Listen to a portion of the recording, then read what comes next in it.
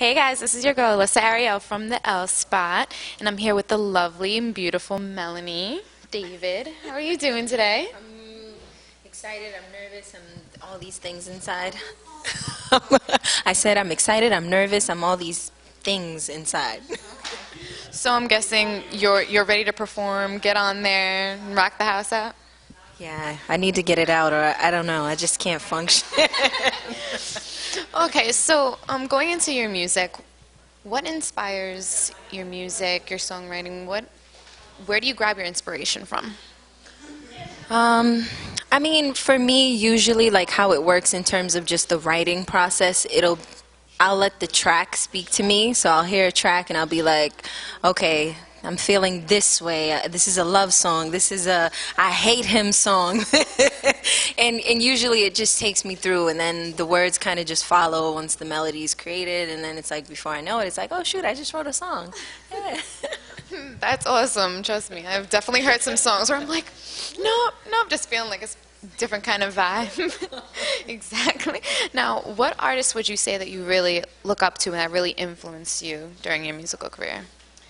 I am like the divas, like the Whitneys, and Anita Baker is like everything to me. Anita Baker is like, this is embarrassing. I go to Anita Baker concerts by myself just because I cry through the whole thing, and I'm too embarrassed to bring anyone so they can see me just crying my eyes out. But Anita is definitely a huge influence for me. I don't blame you, girl. Rapture of love. Caught up in the rapture of love. Oh, no, trust me. My mom does that whole thing, so I already know. So what artist, out of everybody, the divas, the slow R&Bs, who would you really love to work with? God, did she just ask me that question? I think like I would love to work with like a Faith Evans, like just her 90s vibe flow. She's such a great singer, writer, arranger, producer. Anybody from that era. I'm like stuck in the 90s. I think I was born in the wrong era. Something's not right. But I love 90s. So definitely a Faith. I would love to create something with her. I think that'd be awesome. Good choice. Definitely do love her. You got a Faith song? You ever sing a Faith song? You did Anita, you gotta do a Faith. Okay, every step I take. I don't know. No, I love Faith, but on the spot, it's a little. All right. Now, you are multi-talented, and you do act as well. You were just telling me that before. Now, can you tell us a little bit about your Girls Be Heard collective tour and what you're doing with that and how it's really like affecting everybody and how it's going? I joined Girl Be Heard in February of 2013, and basically it's a theater collective that comes together and puts on socially conscious theater works. Like this one that we did was 9mm America, which was about gun violence and how that's affecting America. And when I tell you it, like, I never did it and didn't hear or see people crying as soon as, like, from the second we got on to the second we got off. And we've gotten so much support from celebrities, Nigel Barker, Eve Ensler, just so many people. Like, have Kat Graham came, she was crying, she couldn't even talk. Like, it's been such an incredible experience. So we're just really looking to, take it across the pond, go to England with it. We're going to the White House, doing some really great things, and just using music, theater, dance as a medium to really bring attention to these important issues that are going on in the world. I mean, yeah, that's definitely a serious issue, gun violence, and it's something that really needs to be handled that is kind of swept under the rug a little bit. So it's great that you're really bringing it to the surface and that it's doing so successful. Good for you. Good for you. So going back to your music, how do you use your music to really speak out against gun violence and really just kind of get this issue out on the forefront? Like, how would you say that your music really helps you get that out there? Well, for me, people don't know, but gun violence is a personal thing for me because I lost my brother. My brother was murdered, and that was devastating to me, and the only thing that brought me back was music. I had to write about it, I had to sing songs about it, I had to talk about what was affecting me, and it was through that I found that healing. And it was just like, okay, this is my opportunity to use this terrible thing and possibly help save another life, because young kids are killing themselves out here every single day. So if they can hear a song or see an artist doing something, contrary to what they see every single day, hopefully that can inspire them to not want to pick up guns and be something and do something else with their life. So that's just what I try to bring to my music, just some sort of positive energy to help encourage the youth. Melanie, that's really beautiful. Good luck with that. You're going to do amazingly, I'm sure, tonight. Of course. We always support you. So there's Melanie, David. Thank you guys so much for tuning in. Did you guys see her lashes? Keep it locked. Thank you, Melanie. Hey, everybody. This is Alyssa Ariel from the L Spot. I'm here with the General. What's going on? How are you? Fine. I'm fine. Can't really complain. We had Hutch by Design showcase. Plan on taking over. Awesome. So you excited about tonight? Like, what reaction are you planning on getting from the audience? I'm planning on getting a good reaction, but I'm a little shaky. Like, I just started performing. This is my third performance, so I'm kind of new at this, but I only plan on getting better. Okay. So what do you hope to eventually achieve with your production career? Like, what do you want to eventually be? Financially set as far as the future. Like, definitely take care of my family, but this is my true passion. Like, this is all I love to do every single day. Nice, that's awesome. Who would you love to produce music for? Like, what is like the one artist that you would just want to take them into the studio, get something going, and make a hit? What artist? Honestly, J. Cole, and he just joined my list. That's serious. That's real hip hop. Shout out to J. Cole too. So you say that your inspirations are like Kanye West and Skrillex, and those are two different types of genres of music. Obviously, Kanye is a little bit more hip hop. Skrillex is very like house. Which would you say you most relate to? Like more of that hip hop vibe, or more of like that house type of vibe? Definitely hip hop. Like, I grew up with hip hop, so I'm related to it. Like, I bleed hip hop, but I try to be diverse and listen to different things. Like, because it's all about being diverse. You can't be stuck on one situation. Oh, of course. Now, what made you do the transition from a DJ to a producer? Like, when did you say, wow, I just want to start making beats? What flashed in your head that made you make that transition? I always loved drums, bass, and somebody told me there was a program out to where it was easy to make beats. So once I kind of learned on it with YouTube, it kind of started clicking. Then I went to school for it. Shout out to Institute of Audio Research too. They taught me a lot. Very nice, very nice. And what inspires your raps and your music? Like, where do you grab your inspiration from? I grab my inspiration from now, like the music that's out right now. That's where I get they inspire me in different ways, because it's kind of the same, but I try to switch it in a way. Like, I don't know if that really makes too much sense, but no, of course, I definitely feel what you're saying. In a real way. See your peoples over there? Yeah, you already know. Like, they definitely came out. Shout out to everybody here for the General. Yeah, it looks like a very good turnout. You're gonna do great. Don't worry, get the shakes off. You're gonna be amazing. But thank you for interviewing with us. Thank you. Here with the General. Keep it locked. With Patricia, MyTime. How you doing today? How are you? Good. You excited about performing tonight? I am very excited. I'm so happy to be here. All right, awesome. Now, you have a very impressive and extensive resume, I must say. I was doing my research on you, and I was like, this girl is no joke. But a couple of things I wanted to ask was, how was it like working with Tweet, working with Missy? Because I know you did write Tweet's first single, Shook Up, and I just want to know, how was it working with them? I mean, they're legends. Yeah, I mean, it was life-changing, for one, because it actually opened doors for me to do other things. But Tweet is actually one of my best friends, so that actually helped us create a closer relationship.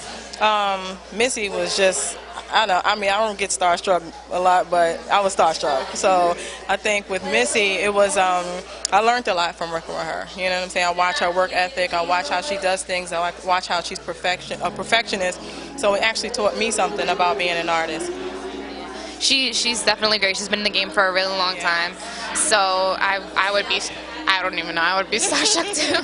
So why the name Patricia MyTime? Like, what's the significance of that? Well, I started off as Trisha, and then as my career started going on, I actually added my time to Patricia because I felt like if you start speaking certain things into the atmosphere, that it'll eventually come to pass. So I just kept saying my time, and then it just stuck.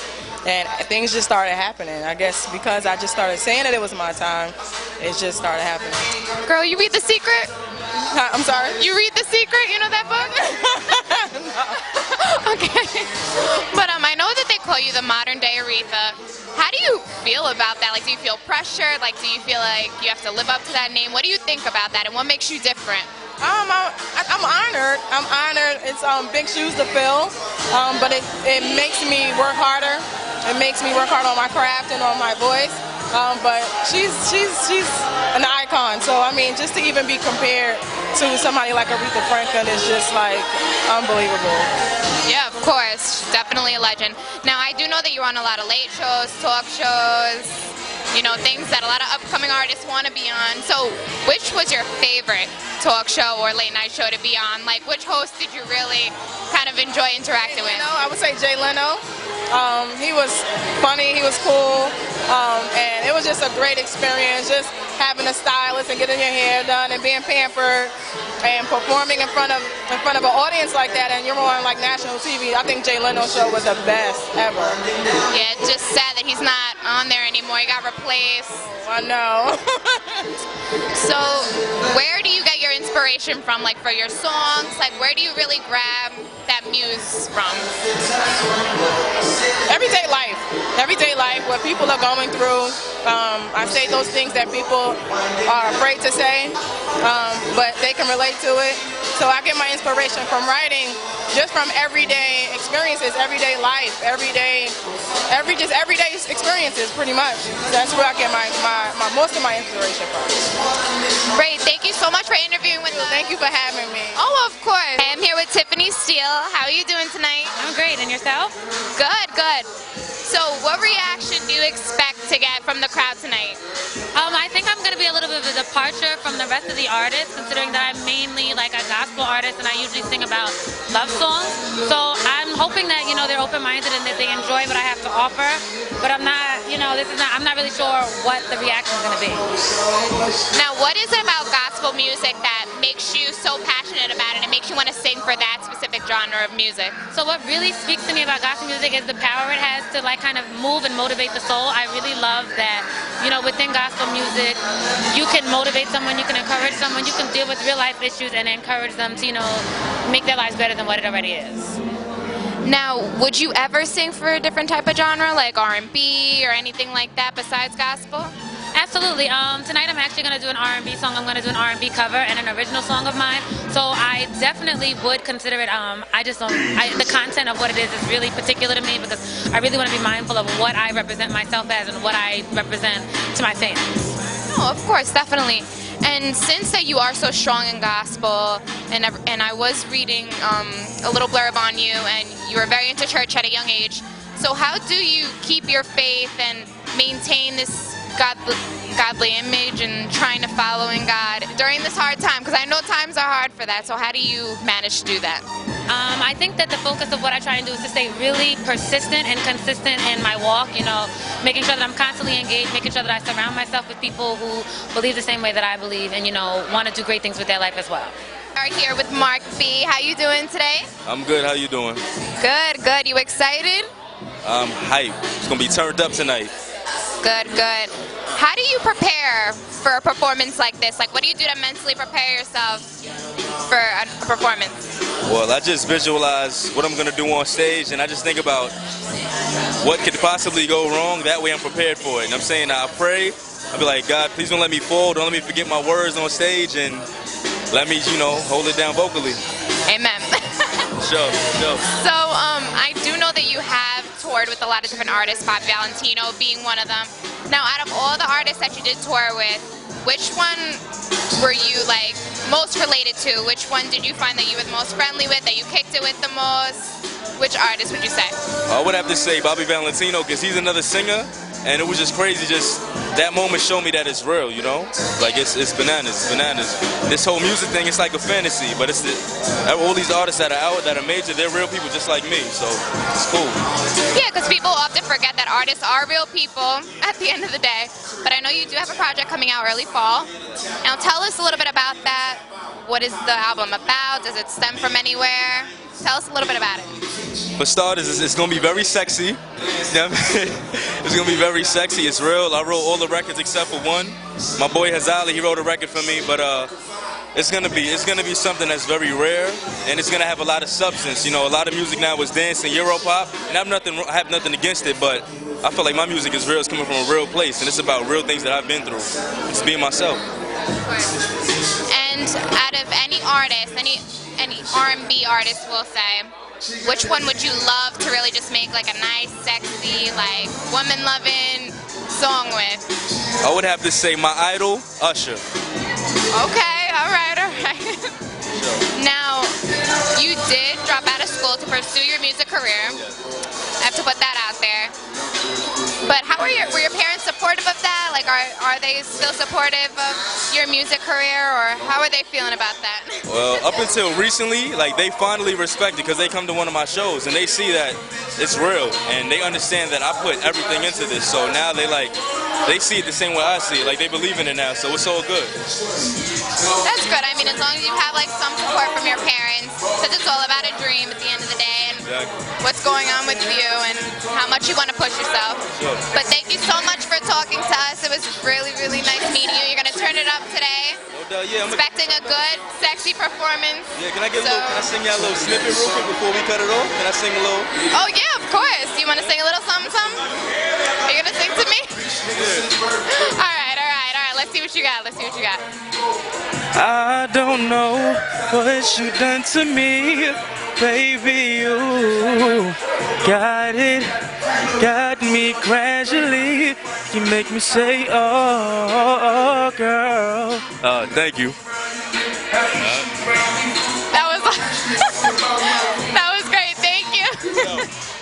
Hey, John. Hola. How are you? I'm amazing. How are you? Good. See that stage right there? I do. You ready to pump it up? I am. It's going to be a good show tonight. I'm actually excited. All right. Awesome. Now, I'm just going to ask you a couple questions. What has been like an obstacle for you in your career? What would you say has been one of the biggest obstacles? The biggest obstacle, I would have to say, because I'm from Texas originally. My family's there, all my friends are there, so I think one of the biggest obstacles is the support system. I don't have like a solid support here, because I'm new to New York. I'm here for a year and a half. I've been here for about a year and a half. I don't have a solid support system to like root me on, so I'm doing everything on my own. And but I'm doing all right. If I had support here, I feel like it would be more of a larger influence on getting me going. Oh, so you're a Southern gentleman? Yes, I'm from the South. I'm from Texas. Southern hospitality. Okay. So, what were your musical influences, like growing up and now? I'm very Motown. I love Motown. Some Sam Cooke, Marvin Gaye, Smokey Robinson. Current influences: Gavin DeGraw, James Morrison, Adele. You might hear some of them tonight. And I love the soulful R&B pop side of things. So you're like really diverse, which is awesome. Yeah. So, which city do you like better now? The War of the Cities, El Paso, Boston, or right here in NYC? Which one would you say you really grown accustomed to and really enjoy? It's a hard one. So, my home would always be El Paso. My heart is in Boston, but my life is in New York. You just connived your way out of that question. All right, but I'll let it slide. I understand. Okay, so what inspired your song Where I Belong? What inspired it? That song. So I was home. I was sitting on my couch. I had the guitar, and for some reason this catchy little hook just came to me on my purple chorus, and you'll hear it tonight. But so it's basically about feeling where I belong. It's about feeling accepted and wanted by someone, or wherever you are, and it's pretty much wanting to be accepted by someone, and they make you feel like you belong. So yeah. Well, I hope NYC is making you feel like you belong. So far, it is. It's doing a good job. I like it. Awesome, awesome. That's really good. So how has Instagram really helped you with like your fan base and your following and things like that? Instagram, it's been doing wonders for me. I've had it for a little over a year now, and I have over 8,000 followers, so that's pretty good. And that's just all on my own. It's just me. I don't have anyone working it for me. But it's keeping me connected. And now that they have the video option, it's like it's me being just like myself, stupid at times, just like singing, and people are loving it. They're commenting, and I'm just waiting for the option for them to start sharing it so they can start progressing. Good. Well, hopefully some of those 8,000 followers do show up tonight. We're hoping, right? Well, it's alright, because like there's a lot. They're all everywhere. So I have people watching all over the world. So it's kind of cool. It is, you know. People underestimate social media so much. But anyway, thank you so much for talking to us. We're very excited to see you go on stage. All right, Scotty, Mike, you did absolutely amazing. How are you feeling right now? I'm feeling great. I'm feeling lovely. Thank you. I appreciate it. All right, no problem. Now, she was saying before that you are exposed to a lot of mainstream artists, but I've heard you say that they don't have the connection with people like you do, those mainstream artists. Now, what makes you different from them? Like, the main thing I get is that people can, like, they can really relate to me. Like, they tell me, like, yo, it doesn't even feel like you're rapping. It feels like you're talking to me. Like, it's like I can really relate with the people, and they feel everything I'm saying, every single line. It's not raps, it's a conversation between me and the listener. That's what I love about making music. Right. Now, how do you describe your musical style? I really can't. I mean, I would say I'm a conscious rapper, but I'm not in the same sense. I'm not a conscious rapper because I can make party songs, I can make real songs, I can make anything. So I consider myself a versatile rapper that can make any type of song. Like I don't even consider myself a rapper. I'm a songwriter. Like I write songs. I don't know. You're versatile. You can do anything. Yeah, pretty much. Now, you did come out with a song called High Life in Love. Now, where did you get that muse from? Where was that inspired from? From life in general. I just like one day I was high, obviously, and I was like, yo, like what means the most to me? Like my life, love, and getting high. So I don't know, like I don't know what I was thinking at the time, but it seemed like a right title, and it sounded good. That's all. And what is exactly a stoner's paradise? What is a stoner's paradise to you? A stoner's paradise is beautiful women, a lot of weed, and a lot of food, and good music. That's a stoner's paradise. That is a stoner's paradise right there. All right, thank you so much for talking to us, Scotty Mike. It's awesome. All right, thank you. All right, guys, thank you so much for tuning in. It's been a great turnout. All the performances were amazing. Make sure you stay tuned. Keep it locked on us on the L Spot. This is Alyssa Ariel.